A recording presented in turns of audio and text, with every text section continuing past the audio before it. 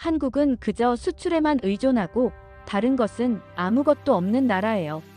수출도 우리 중국이 수입해주지 않으면 금방 무너지는 아주 약한 나라입니다. 라는 중국 학자의 말에 뉴욕 주립대의 세계 학술 대회장의 분위기가 얼어붙었습니다. 이후에도 이 중국 학자는 세계의 석학들이 모인 자리에서 한국에 대해 노골적으로 무시하고 비하하는 발언을 서슴없이 이어갔습니다. 이를 꾹 참고 듣고 있던 한국계 경제학자 한 명이 연단에 올라와 발표를 시작하고 20분이 지나자 참석했던 모든 학자들이 환호를 하고 큰 박수로 연설에 큰 호응을 보였습니다. 하지만 오직 한국을 비하했던 중국 학자만이 얼굴이 붉어지면서 학술회장을 빠져나갔다고 하는데요.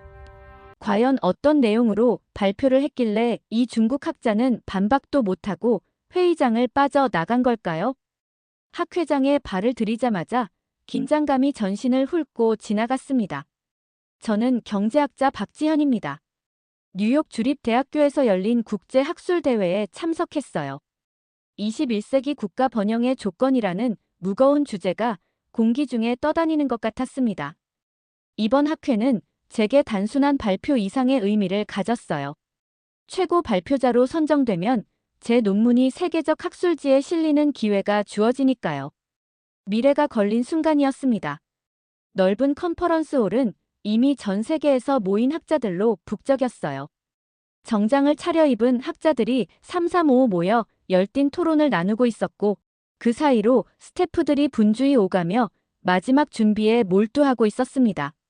그때 눈에 들어온 익숙한 얼굴, 한쪽에서 중국 대표단의 장웨이 교수님과 제자리밍이 발표 자료를 정리하고 있었어요.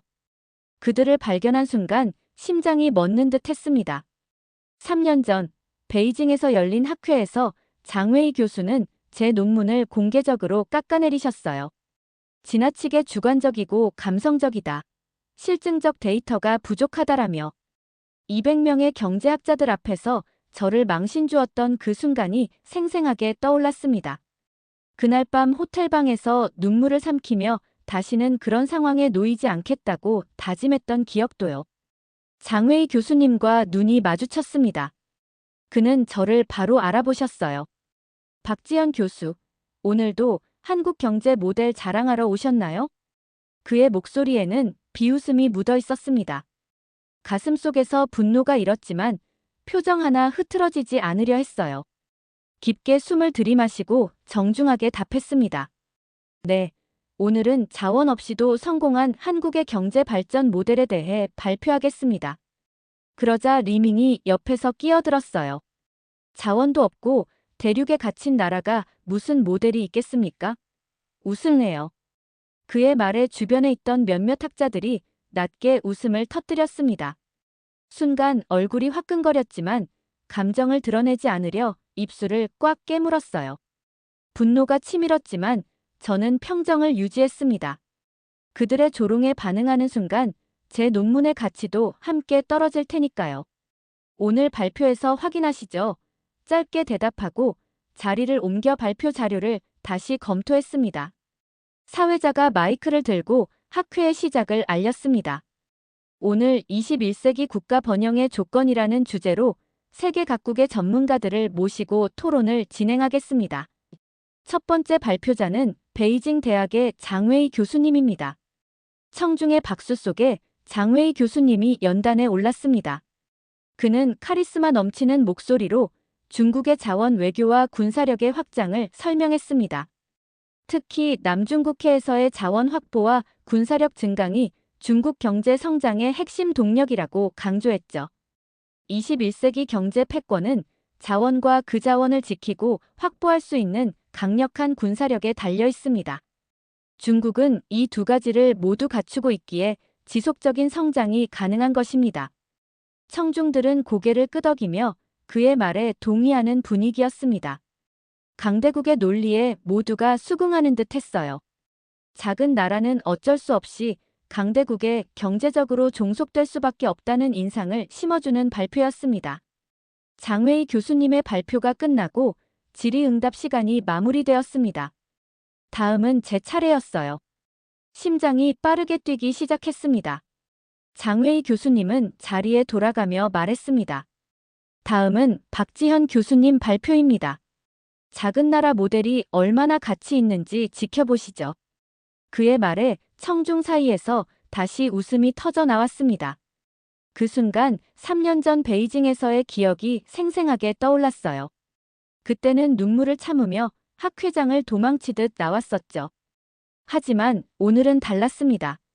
지난 3년간 이 순간을 위해 철저히 준비했으니까요. 가방에서 발표 자료를 꺼내들고 마음속으로 다짐했습니다. 이번엔 물러서지 않겠다. 한국의 진정한 힘을 보여주겠다. 깊게 숨을 들이쉬고 연단에 섰습니다. 청중의 모든 시선이 저를 향해 있었어요. 이 순간이 제 학문적 커리어의 전환점이 될 것임을 직감했습니다. 안녕하세요, 박지현입니다. 오늘은 한국의 경제 발전 모델에 대해 발표하겠습니다. 제가 인사를 마치자마자 리밍이 손을 들었습니다. 질문이 있습니다. 한국은 자원도 없고 중국이나 일본 같은 강대국에 둘러싸인 해양 의존국인데 그런 나라 모델이 무슨 의미가 있죠? 그의 도발적인 질문에 청중 사이에서 다시 웃음이 터져 나왔습니다. 손바닥에 땀이 배어 나왔지만 저는 침착하게 답했습니다. 좋은 질문입니다. 바로 그 점이 한국 모델을 더욱 의미 있게 만드는 요소입니다. 한국은 자원이 거의 없고 지정학적으로도 불리한 위치에 있음에도 불구하고 경제 강국이 될 수 있었어요. 이것은 자원과 지리적 이점이 없는 다른 많은 국가들에게 희망이 될 수 있습니다. 장웨이 교수님이 자리에서 콧방귀를 뀌며 중얼거렸습니다. 항상 감성적이군요. 객관적 사실보다는 애국심에 의존하는 것 같네요. 그의 말은 3년 전의 상처를 다시 건드렸습니다. 하지만 그때와는 달랐어요. 이번에는 철저히 준비했으니까요. 데이터로 설명드리겠습니다. 저는 자신감 있게 첫 번째 슬라이드를 띄웠습니다. 1960년대부터 2020년대까지 한국의 경제 성장률과 수출 통계를 보여주는 그래프였어요. 놀라운 성장 곡선이 모두의 눈길을 사로잡았습니다. 보시다시피 한국은 1960년대 세계 최빈국 중 하나였습니다. 1인당 GDP가 $80에 불과했죠. 그러나 2020년대에는 세계 10대 경제 강국으로 도약했습니다. 이것은 자연자원이 아닌 인적 자원과 기술력으로 이룬 성과입니다. 청중들의 표정이 달라지기 시작했습니다. 조롱하던 눈빛이 호기심으로 바뀌었어요. 저는 계속해서 한국의 발전 모델을 설명했습니다. 교육에 대한 투자, 혁신적인 산업 정책, 글로벌 시장 진출 전략까지 한 가지씩 데이터와 사례를 통해 증명해 나갔습니다. 한국의 사례는 21세기 국가 번영의 조건이 단순히 자원과 군사력만이 아님을 보여줍니다. 인적 자원 개발, 기술 혁신, 그리고 글로벌 네트워크 구축이 더 중요한 요소일 수 있습니다. 다음으로는 한국 조선업의 세계 시장 점유율 그래프를 보여드렸어요. 70%를 넘는 압도적인 수치였죠. 한국은 자원이 없어도 세계를 잇는 선박 기술만큼은 타의 추종을 불허하는 나라입니다. 발표를 이어가는 동안 장웨이 교수님의 표정이 점점 어두워지는 게 느껴졌어요. 제가 준비한 데이터가 하나둘 청중의 마음을 사로잡기 시작했거든요. 한국 반도체 산업을 보십시오. 메모리 반도체 시장 점유율 1위, 시스템 반도체도 빠르게 성장 중입니다. 한국은 자연자원 대신 기술로 세계를 선도하고 있습니다. 저는 이렇게 설명했고 청중들은 고개를 끄덕이기 시작했어요. 장웨이 교수님과 리밍의 얼굴은 더욱 굳어졌습니다. 제 발표가 그들의 예상을 훌쩍 뛰어넘고 있었으니까요. 드디어 자신감이 솟아올랐습니다. 이제 제가 주도권을 쥘 차례였어요. IT 혁신 전략을 설명하며 슬라이드를 넘겼습니다. 세계 최초 상용화 스마트폰 보급률, 전 세계 최고 수준의 초고속, 인터넷 보급률 같은 놀라운 성과들을 보여드렸죠. 한국은 물리적 자원의 한계를 디지털 전환으로 극복했고 창의력과 혁신이 중요해진 시대에 한국이 어떻게 빛나는 본보기가 되었는지 증명했습니다. 그때 갑자기 장웨이 교수가 자리에서 일어났습니다.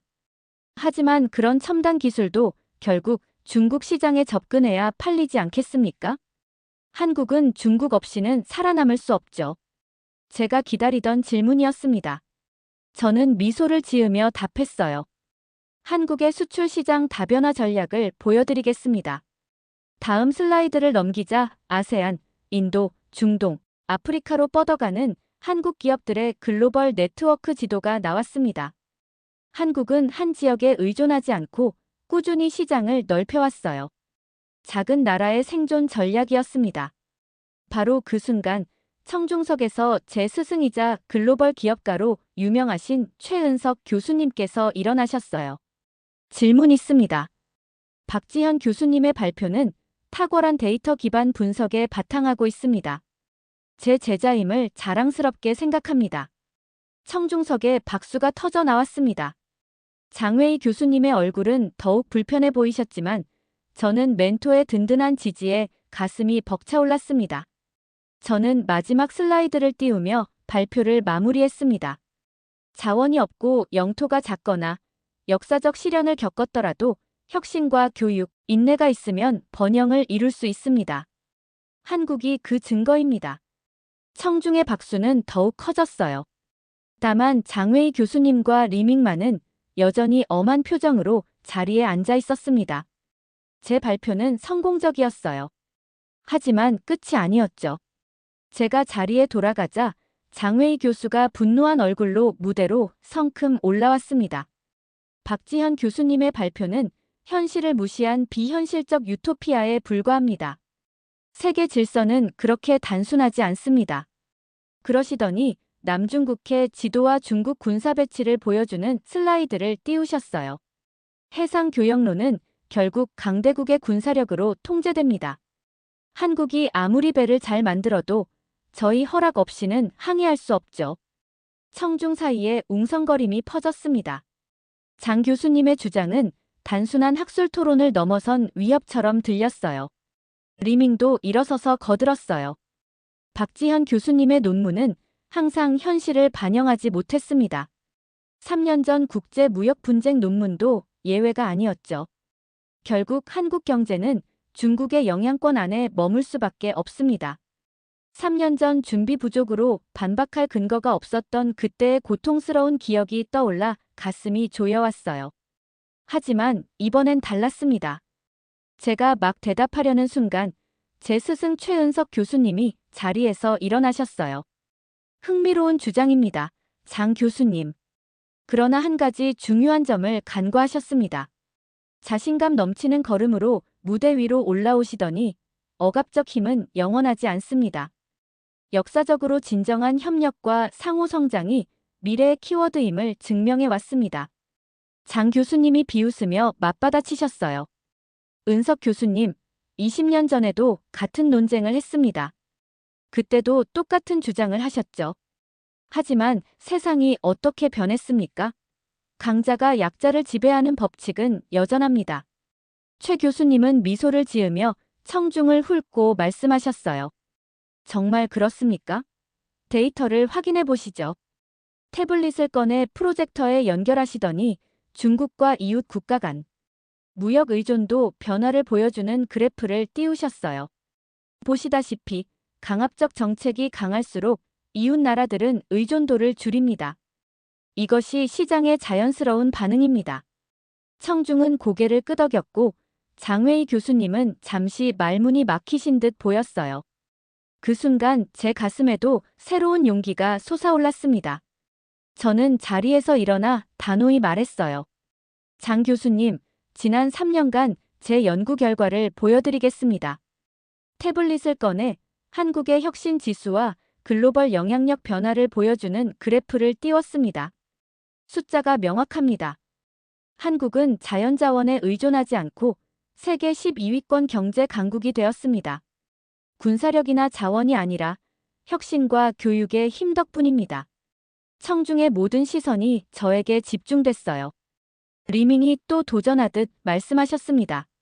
그래서요? 한국의 반도체, 조선, 자동차 산업도 결국 중국 시장에 의존하지 않습니까? 저는 미리 준비한 추가 자료를 꺼내 보였어요. 맞습니다. 중국은 중요한 시장입니다.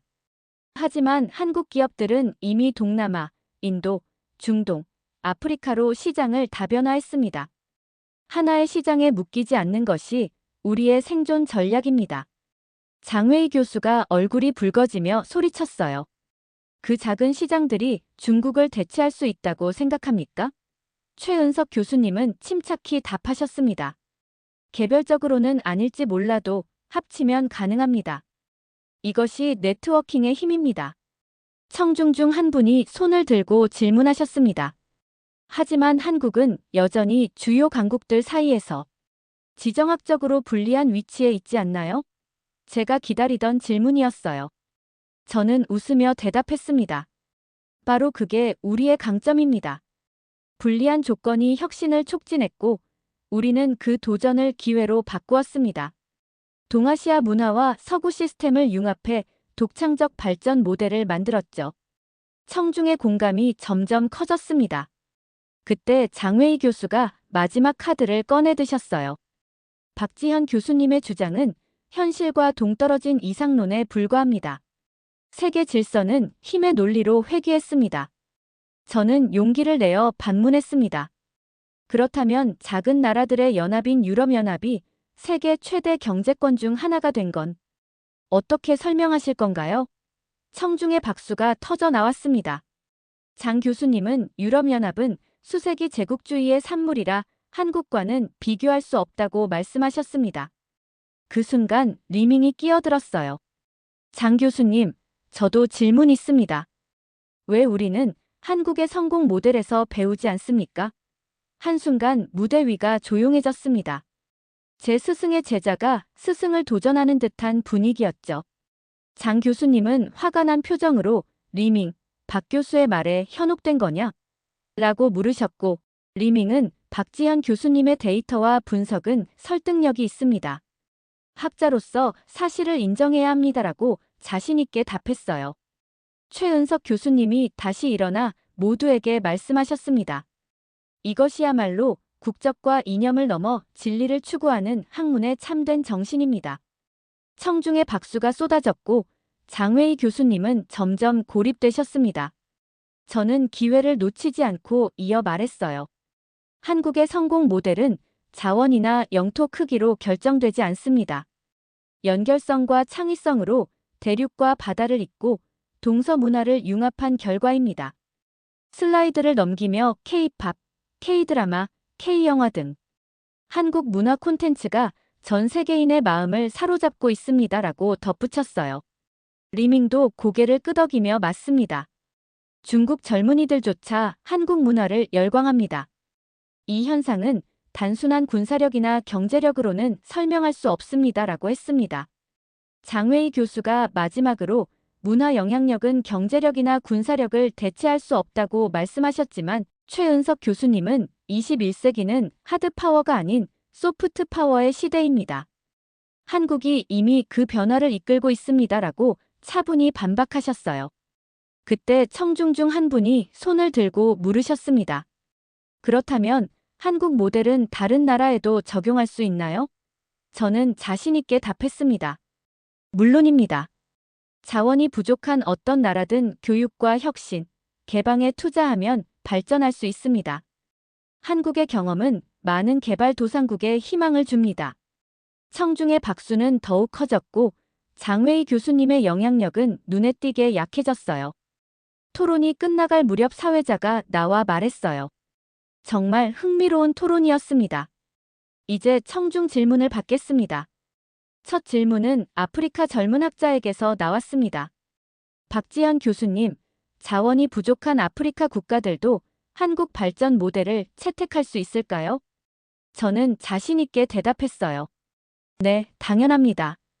르완다나 보츠와나처럼 교육과 혁신에 투자한 국가들은 이미 성과를 보이고 있습니다. 한국도 1960년대에 그들과 비슷한 상황이었어요. 두 번째 질문은 유럽 교수님이 하셨습니다. 그렇다면 한국 성공의 가장 중요한 요인은 무엇인가요? 잠시 생각한 뒤 답했어요. 교육에 대한 헌신입니다. 한국은 자원이 부족했기에 모든 것을 인적 자원에 쏟았습니다. 세계적 수준의 교육 열정이 오늘날 한국의 기술력과 혁신을 만들어냈습니다. 놀랍게도 세 번째 질문은 리밍에게서 나왔습니다. 진지한 표정으로 물었어요. 박지현 교수님, 저는 한국 교육 시스템에도 관심이 있습니다. 한국과 중국이 교육 분야에서 협력할 방법이 있을까요? 청중은 놀라운 표정으로 지켜봤습니다. 어색해 보였지만 저는 웃으며 답했어요. 물론입니다. 한국의 교육 기술과 중국의 풍부한 자원이 결합된다면 아시아 교육의 새로운 패러다임을 만들 수 있습니다. 저는 그런 협력을 환영합니다. 리밍도 고개를 끄덕이며 존경과 호기심이 담긴 눈빛을 보였어요. 토론이 끝나고 휴식 시간에 리밍이 다가와 말했어요. 박지현 교수님, 아까 태도에 대해 사과드립니다. 선입견이 있었습니다. 그의 진심 어린 사과에 제 마음이 따뜻해졌습니다. 괜찮습니다. 학문은 서로 배워가는 과정이니까요. 제가 대답하자 리밍이 조심스럽게 물었어요. 한중 교육 시스템 비교 연구에 함께해 주시겠습니까? 3년 전에 저는 절대 받아들이지 않았을 제안이었지만 이번엔 달랐어요. 좋은 생각이에요. 서로의 강점을 배우는 기회가 될 겁니다. 그때 최은석 교수님도 합류하셔서 말씀하셨습니다. 이것이야말로 국경과 편견을 넘어서는 학문의 참뜻입니다. 그 순간 장웨이 교수님이 천천히 다가오셨어요. 여전히 엄한 표정이었지만 눈빛이 조금 부드러워진 듯 했습니다. 잠시 침묵이 흐른 뒤 교수님이 말씀하셨어요. 박지현 교수님, 오늘 발표 인상적이었습니다. 여전히 약간의 오만함은 남아있었지만 부드러운 목소리였어요. 모든 의견에 동의할 수는 없지만 데이터만큼은 부정할 수 없군요. 저는 미소 지으며 답했습니다. 감사합니다, 장 교수님. 서로 다른 관점이 학문을 풍요롭게 만듭니다. 사회자가 모두를 좌석으로 불렀어요. 이제 이번 학회 최고의 발표상을 발표하겠습니다. 제 심장은 터질 듯 뛰었어요. 이 상은 단순한 영예가 아니라 제 논문이 세계적 학술지에 실릴 기회였거든요. 사회자가 미소 지으며 봉투를 열었고 최고 발표상은 박지현 교수님께 돌아갑니다. 라고 외쳤습니다. 박수 소리가 우레처럼 울려 퍼졌어요. 마치 꿈만 같았습니다. 저는 가벼운 발걸음으로 연단에 올라 트로피를 받았습니다. 이 상은 저 혼자의 것이 아닙니다. 저를 가르쳐 주신 스승님들, 함께 연구해준 동료들, 그리고 세상을 놀라게 한 모든 한국인의 것입니다. 저는 이렇게 말했습니다. 최은석 교수님은 자랑스러운 표정으로 지켜보셨고 리밍도 진심 어린 박수를 보냈어요. 심지어 장웨이 교수님조차 마지못해 박수에 동참하셨습니다. 시상식이 끝난 뒤 많은 학자들이 발표 자료 공유를 요청했고 공동 연구 제안과 각국 초청 강연 제의가 이어졌습니다. 행사를 떠나려는데 리밍이 다시 다가왔어요. 박지현 교수님, 축하드립니다. 공동 연구를 기대하겠습니다. 그의 진심 어린 축하가 제게 오래 묵은 상처가 치유된 느낌을 주었어요. 밖으로 나오자 최은석 교수님이 기다리고 계셨어요. 지현아, 정말 자랑스럽다. 감동에 눈물이 맺혀 교수님 덕분입니다. 교수님 없이는 이 자리에 없었을 거예요. 라고 말씀드렸습니다. 교수님은 웃으며 아니야. 이 모든 건 내 노력의 결과야. 나는 그저 지켜봤을 뿐이다. 라고 하셨어요. 서울로 돌아가는 비행기 안, 저는 창밖을 바라보며 곰곰이 생각했습니다. 이번 학회는 단순한 승리가 아니었어요.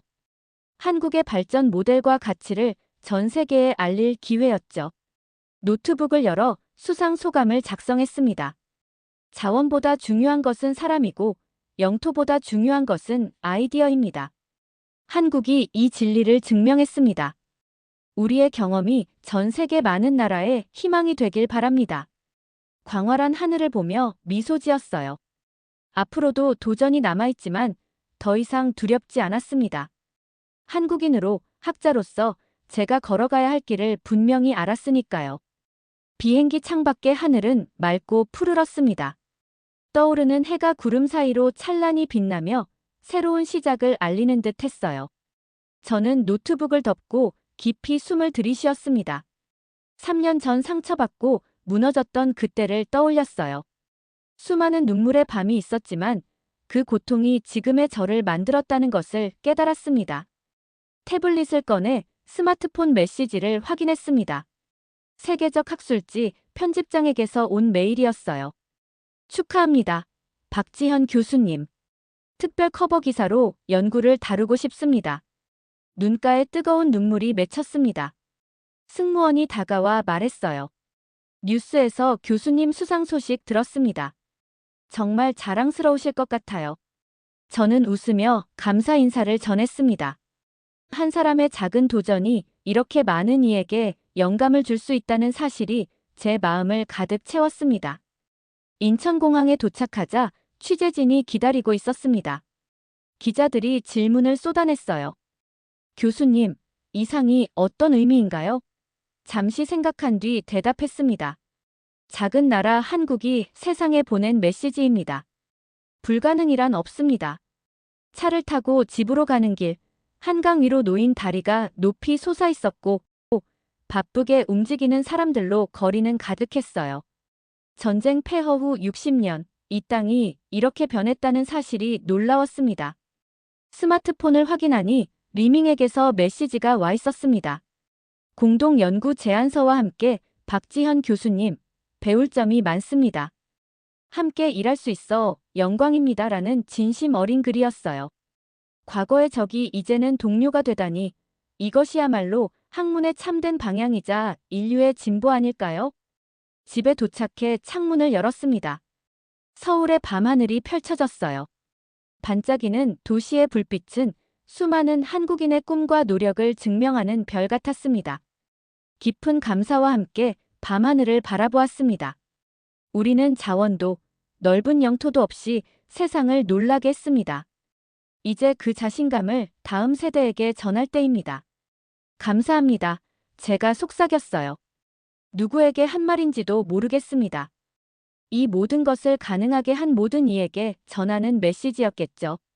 이것은 끝이 아니라 새로운 시작입니다. 한국의 이야기는 계속될 것이고 우리의 꿈은 더 넓은 세상으로 뻗어나갈 것입니다. 오늘 사연은 여기까지입니다. 여러분은 오늘 사연을 어떻게 들으셨나요? 이야기가 마음에 와 닿았다면 구독과 좋아요, 알림 설정까지 부탁드립니다. 여러분의 따뜻한 댓글 하나하나가 저희에게는 큰 힘이 됩니다. 다음에 더 좋은 사연과 흥미로운 이야기로 다시 찾아뵐게요. 감사합니다.